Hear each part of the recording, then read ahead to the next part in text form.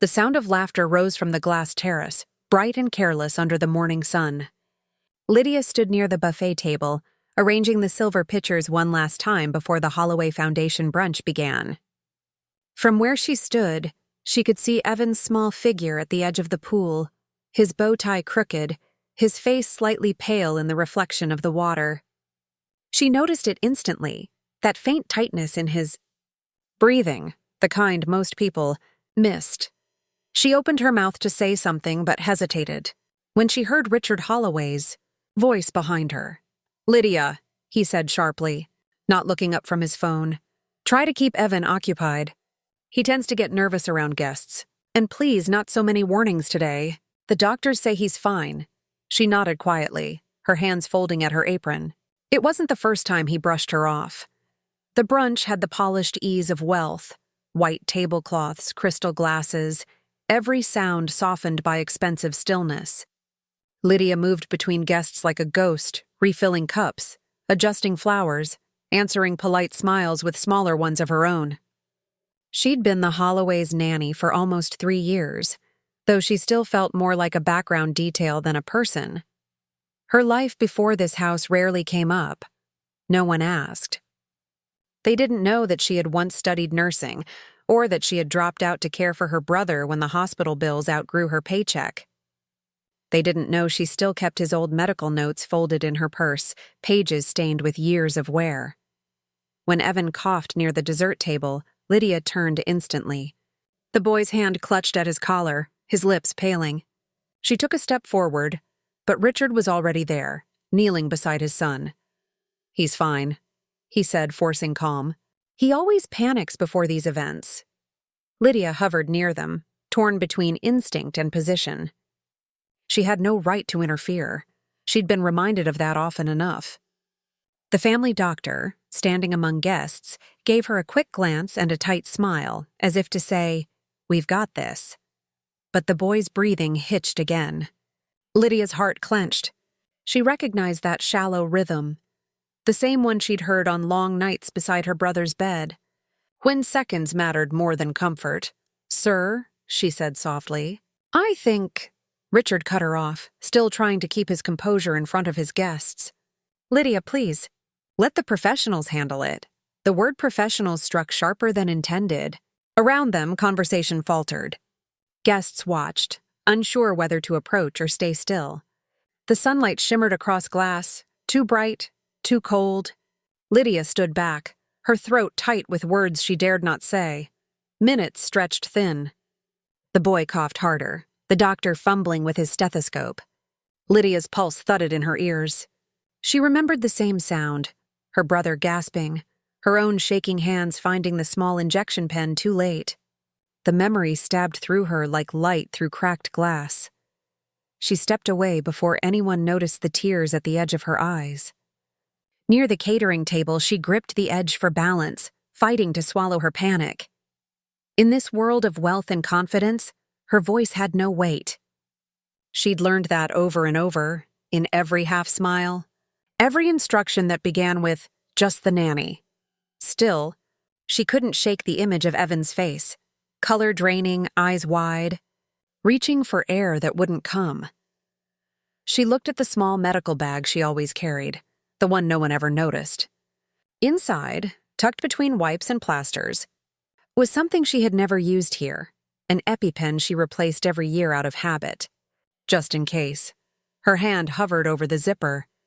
From across the terrace came another sound, sharper this time, a plate shattering on marble, and then gasps. Lydia turned. Evan had collapsed. For a heartbeat, no one moved. The music had stopped. Even the birds seemed to hold their breath. Lydia froze, not in fear, but in the clarity of recognition, everything she had suppressed, her training, her instincts, her grief, rose like a tide, and as she stepped forward, through the stunned silence of the wealthy and the helpless, her eyes found Richard's. He looked at her not with authority this time, but with sudden, terrified uncertainty. She didn't speak. She just moved, steady, sure, with the quiet precision of someone who had been waiting her whole life for a moment when doing the right thing would finally mean something. The world had narrowed to sound. One gasp, one cry, and the scrape of chairs pushed back in panic. Lydia was already on her knees beside Evan before anyone realized she had moved. His small body was rigid, eyes unfocused, skin paling fast. The doctor shouted for an oxygen mask, fumbling through his case, his voice sharp with uncertainty. But Lydia's hands were steady. She unzipped her worn canvas bag, her fingers finding the familiar shape inside. The EpiPen she always carried, just in case. No one noticed it before. Now every eye in the sunlit terrace followed her as she pulled it free. "Lydia, stop," the doctor barked, but she didn't. She had seen this before. The lips turning faintly blue, the swelling that came too fast. A moment more of hesitation could steal a heartbeat that might never return. She pressed the injector to the boy's thigh. A soft click. A breath for an agonizing second, nothing. Then, as if the world exhaled with him, Evan drew in a shuddering gasp. His small chest rose. Color began to creep back into his face.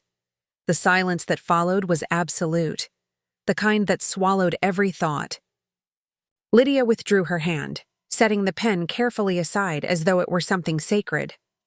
Richard Holloway stood frozen, one hand half raised, the other clenched at his side. His voice came out barely audible. "What did you just do?" Lydia kept her eyes on the boy. "He's allergic." It looked like anaphylaxis. "The fruit garnish. Kiwi, maybe." Her tone was calm, practical, almost detached. She didn't look up, because if she did, the shock in everyone's faces might undo her composure. The doctor knelt beside her, checking Evan's pulse. "She's right," he muttered, more to himself than anyone else. Good God. It was an allergic reaction. A ripple of murmurs swept through the guests. Disbelief, shame, admiration, all tangled together. The same people who had smiled past Lydia hours ago now looked at her as if she were someone entirely different. When Richard finally spoke, his words were soft, raw. You saved him." Lydia didn't answer. She focused on steadying Evan's breathing, the soft rhythm returning, each inhale smoother than the last. The noise of the terrace slowly returned, the faint buzz of conversation, the distant hum of the fountain, the sound of a life resuming where it nearly stopped. Later, when the ambulance arrived and the doctors confirmed that Evan was safe, the crowd began to disperse. Lydia stayed until the paramedics lifted the boy onto the stretcher. As they wheeled him toward the waiting vehicle, he reached out, small fingers brushing against her wrist. "Don't go," he whispered. She smiled faintly. "I'll be here." But by evening, she was packing her bag. She didn't want gratitude that came only after disbelief. She wanted peace, quiet, honest work, somewhere she wasn't a shadow. The house was still when she reached the gate, her suitcase bumping softly against the gravel path. The sun was low, casting long stripes of amber light across the glass walls. She paused to look back once, at the home that had never really been hers. Then she heard his footsteps. "Lydia," Richard said, breathless. He was still in the same pressed shirt from the morning, now creased, sleeves rolled up. His voice carried none of the sharpness it once did. "You can't just leave." "I was only ever temporary," she said quietly. "You have people now who see him." He stepped closer, his tone almost pleading.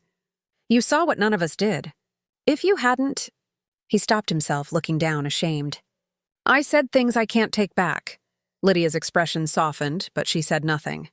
The silence between them was thick, not with anger, but with understanding that came too late.